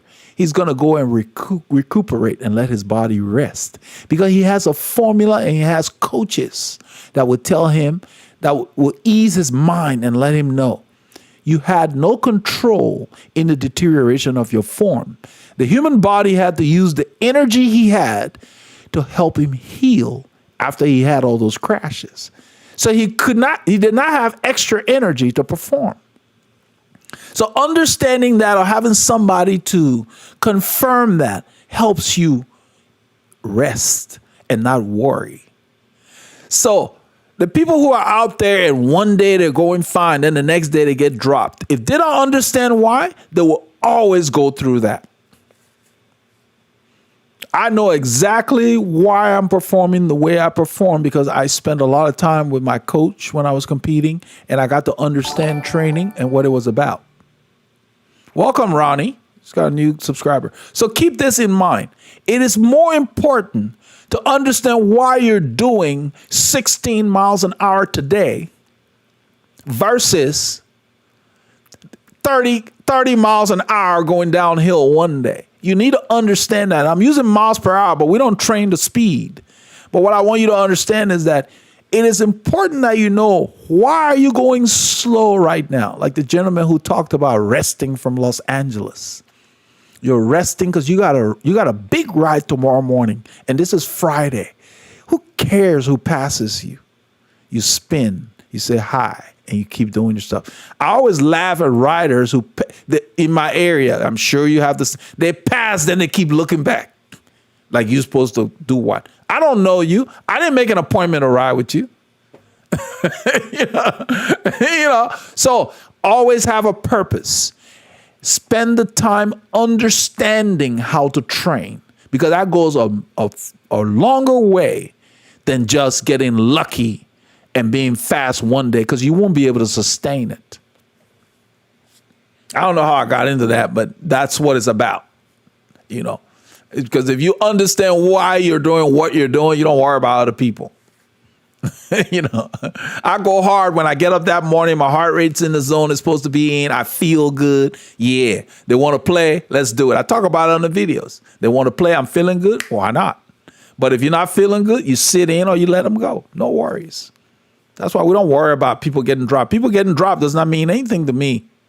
It has no bearing on my fitness. I'm competing against one person, me. All right, let's see here. Let's get back here. Let's see. Eldred, I want to thank you for all your cycling videos. This is Enzo. That looks familiar. Enzo's been here before. I rode over 6,000 miles last year and had a blast. Well, good. That's good. From Brazil, Saulo Durval. Welcome. Alvin, great analogy. I want to go to cycling theory school, but all I can find are videos on carbon versus aluminum clipless versus. Yeah, that's stuff. You find videos on stuff. Get what you can afford. Get a bike fit. Buy a cycling kit that fit you. Look at our videos on here. You can search on there how to choose the size of your cycling kit. Get them to fit you like second skin, which is the way it should be. You don't have to spend a lot of money on them because I don't care how much you spend. If it doesn't fit you well, it won't look right. So focus on your kit first before you start spending money on fancy carbon wheels or whatever. You need to have time. So stay within your means so that you don't have to work 80 hours a week and you'll be able to ride your bike. Then you will pass the guy with his $20,000 bicycle who's working every day. So it's more important. I'd take an inexpensive bike that fits me and give me time. Time is more important than stuff. You can never get it back. So don't sell all your time. Take your time to buy stuff. Get the bike, get your kid or whatever, and then later on you can get a wheel. You can always shop, get them used, whatever. But just stay within your means. That's what's important. It's not the stuff that's going to make you fast. Get yourself fast and you will go fast on anything. We ride on, I got $300 Zondas that I use. A whole set of wheels for $300. We ride with guys that got zips. I have zips. They're on the orange bike right now. I'm doing something with them. I'm changing the housing and the cabling. Just, But, don't focus on equipment. You're not at the world tour level where it matters. Right now, what matters is being comfortable on your bike and get a good training plan and have a goal so that you're consistent. That's what's important. Let's see here. Zahir Stanley, what is your view on polarized training? Cutting out the upper zone, going slow and going very hard above threshold, etc. Yeah, that's pretty much. Why would you want to ride zone 3? Nobody rides zone 3. We've talked about that here. I don't subscribe to that. Zone 3 is where you pass through to go to the high zones. There's no point training for average. It's kind of like going to school and studying to make a C. What's the point? Study to make an A. So then if you fall, you might just be B+. So no. Go slow. I have a video specifically that says that. Let's see here. Let me switch to, that will help you. That's a very good point. I made a video many years ago about that. I just want you to know that we've talked about it on here. So you're thinking just like the rest of the people on this channel. Let me find, where is it? There we go. Let's find it. There is a video I did, and I don't know if it's members only now because we've been moving things around. I think I said go slow to go fast or something like that. I don't remember what I called it. Let's see, training. A sweet spot. I don't remember what I called it. But the theme of it was go slow to go fast. Let me look in the playlist here. Let's go to the channel. So I don't remember the name. Everything on this channel is set up in playlists. So for example, those of you who are new, I'm going to find that video. I'm going to find that video in a little bit. That's what I'm looking for. Before I get off on a side thing, let me look for it. I'm going to look in the playlist. I have Peter Sagan's picture on that video. That's what I remember about it. It was very popular. And sometimes my members request stuff, so I move them around. I think it's in the training. Let's see here. Program. Let's see. Safety. Bike fit. It might be how to get faster. Here we go. I have a playlist on how to get faster in cycling. The playlist that I have, they make sense, meaning it's not just training. It's more, you want to get fast? Okay, here's a guide. Let's see. I don't know if it's here. It might be in the members only. Let me find it. Because it was very popular when I made it. Cycling rhythm. This is a good playlist for those of you who are new. How to get faster in cycling is on the channel. That's all the training stuff, off-season training, right? Everything's there. I'm looking for that specific video. I made videos on how to stand and sit. I don't see what to do when you miss your goals. Let's see. I don't see it there, but where is it? Oh, it's here. It might be. Let's go back.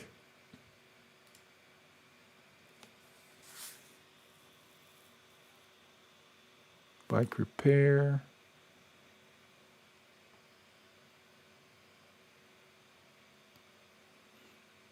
Not sure it would be on the tips. Let me look on the tips. But yeah, you don't want to train for average. You know, people who train like that, they they plateau because they're going at the same speed all the time.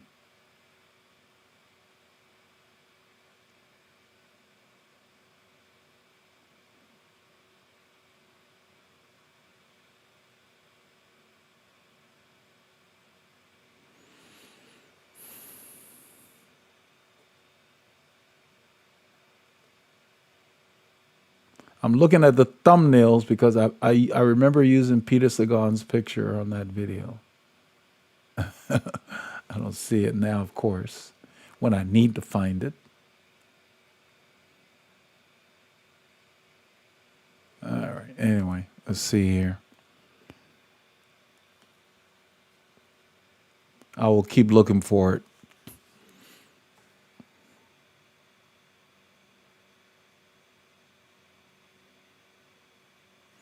All right, let's see what everybody else is saying here. What is your view? I answered that already. Enzo says, get a bike fit, feed your body well, rest when needed, know your strengths, know your weaknesses, work on them, and know your gearing. Yep. You have to know when to go. So if I'm riding and we come to a 7% grade and some guy who weighs 60 kilos, you know, I'm 86 kilos, and he attacks on the climb, I'm going to stay right at my threshold and pull him back, especially if there is no reason to go into the red because the finish line is not at the top of that climb. Kind of like Pajakar did in the other stage. That's what he's talking about, know your weaknesses. There are certain areas where, depending on your body type, you thrive. So you got to know when to go, when to apply your effort.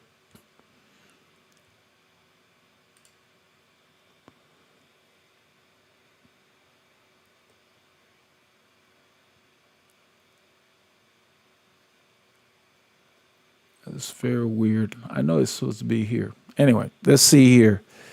Zahir, did you ever suffer from tight hips and quads? How do you overcome those problems? Tight hips and quads. My quads get tight when they're sore, but that's why you're supposed to either get a massage, stretch, rest. So no, I don't have any problems with tight hips. So if you're having those kind of discomfort, I would start with looking at how your bike fits you. Because everything begins with fit. That's our byline on here. Fit drives everything.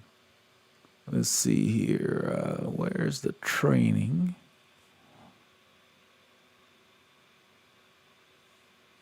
Crack said, do you know your FTP? Yeah, I know my FTP. It changes all the time.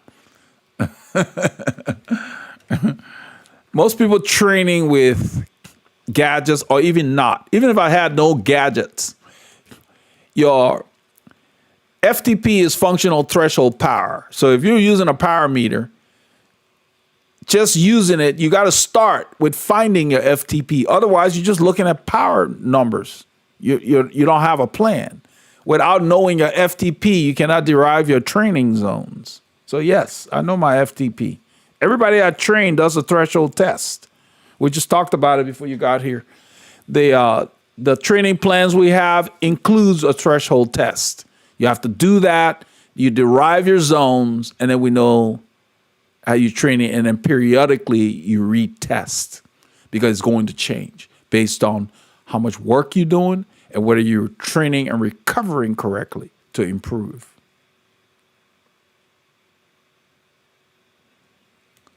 Let's see, training.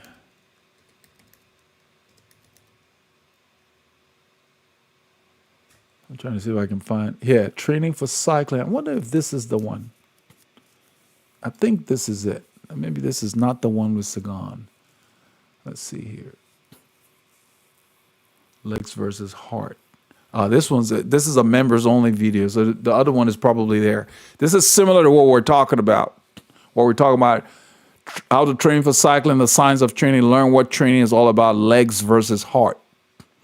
Your heart doesn't pedal the bike, your legs do. So let's see. So yeah, that video is probably in the members only section. We moved a lot of the bike fit stuff there because people were using the videos on here for bike fit. Then they would hit a wall. They would have all kinds of questions. And I was spending too much time answering them.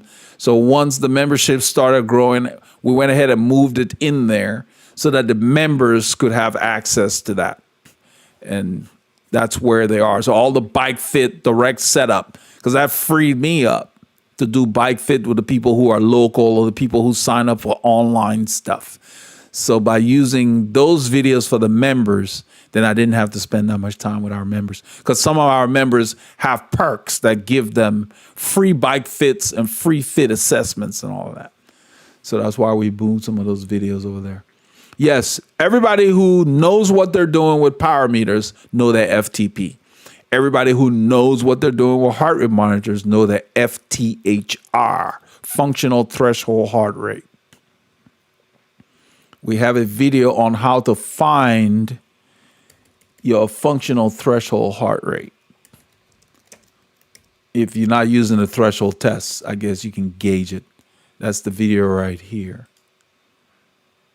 That's available on the channel, how to find your functional threshold heart rate. So now let's say you guys who are new and, you know, I'm searching for videos on here. You're like, okay, I don't know what to search for. Well, you don't need to know. When you come, usually you go to the main channel page. I'm going to switch to the main channel page because this is what a YouTube studio is, like an admin page.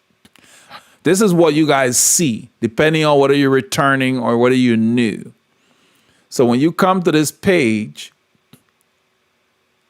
let's see here. Live now. Let's talk cycling. Okay. You can see where it says live now because we're live. It's letting you know. If we were not live, you would have the main channel video, the most popular video playing for you. But below that, you see all the past live streams. Everything's grouped to where you're new to the channel, you can catch up. And you don't have to watch everything. You can go specifically for the areas you're interested in. So you look at live streams, that's a section. Now, all the uploads, the recent uploads are right here. Then the ones that are popular, like this one about weight loss, Peter Sagan, the tire, 28 versus whatever.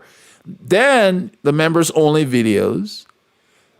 And down here, I group them into what we call phases. This is for you new cyclists to the channel. Cycling phase 1. These are all the videos that focus on what you should do first, second, and third.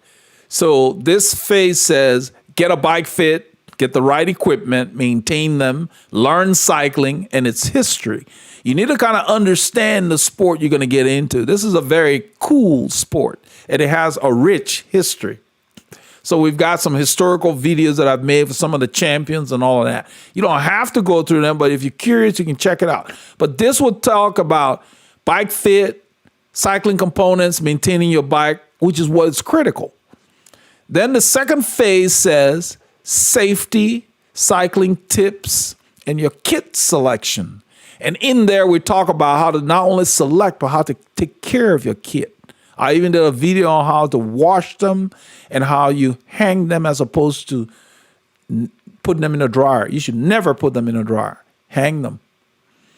You know, then phase 3 says, learn how to fuel and build your engine that you need, because there are different kinds of cycling. You can ride 1,000 miles a week. If you don't ride it properly, you will still get dropped by the guy who's doing 250 miles, depending on what kind of training he's doing. So it's not the miles that you ride, it's how you ride them. And then phase 4 talks about learning how to ride in groups, races, and grand fondos. And we have like 181 videos of group rides that we've done right here, which consist of narratives, like live commentary on the ride that teach you how to not break. Why are we doing this? Everything you see. So there's a treasure trove of information if you've never ridden in a group that you can get from here. And it's available on the channel. That's the way you want. And I'm glad I got a chance to do that because a lot of people don't know. I get a lot of questions and I would just put the link for the channel page and say, just go there and scroll through. You will see what I'm talking about. So everything's grouped to where you can find everything you need easily. So I hope that helps you. All right, let's see here. Sharp Iron Riders. Hello, my friend. Glad to finally get to catch you. Love the channel. I'm glad you do, man. I'm having fun. It's great being here. We're just hanging out. We're going to be wrapping up in a few minutes. But we're going to be doing this mostly on Wednesdays, and it might spill over into Fridays at 17:30 Central Time. We have a 2-hour window from 17:30 to 19:30, so that way you can come whenever your schedule allows. Well, we'll be encouraging people on here. So we appreciate all of you that join us because we love talking about cycling. And this is to talk about anything cycling on these sessions. That way everybody can relax and find out what they need. And all I want to do on here is guide people so they can go get the information, all this stuff that they need. That's what it's about. I want to teach you how to catch your own fish. That's what it's about. So I want to thank all of you for joining us. We're going to go ahead and wrap up at this point. We're going to see you at this same time, 17:30 Central, next Wednesday for the next Let's Talk Cycling. But in between then, we're doing the tour. We do it live, but it's like 15 minutes, if that. I just basically record it, but I do it live. So you can join and watch. It's pretty short, but there's no chatting. People chat, but I don't respond to that because I'm going through a script. And I just do a highlight of each tour. I've been doing that every day. Somebody requested it a while back. Some of my members asked, so I decided, yeah, let's do it. So we'll do it for the Tour de France and the Vuelta, the big tours, and then maybe some of the big European single-day races, like the Tour of Lombardy and stuff like that. So you guys take care and be safe out there. And if you have any questions or whatever, go to the website. We've got a cycling consult you can use if you're not a member, because some of the members get that for free. But I want to use this for a resource for all cyclists because I didn't have it when I started cycling. And I think it's nice to have. You guys take care, be safe. Get out there tomorrow, get your Ks in. We're going to be filming tomorrow. Look forward to next Tuesday, 5:30, we're going to release that ride, a new ride. So all of you that joined us today, all the new riders, welcome to the channel. We love having you aboard.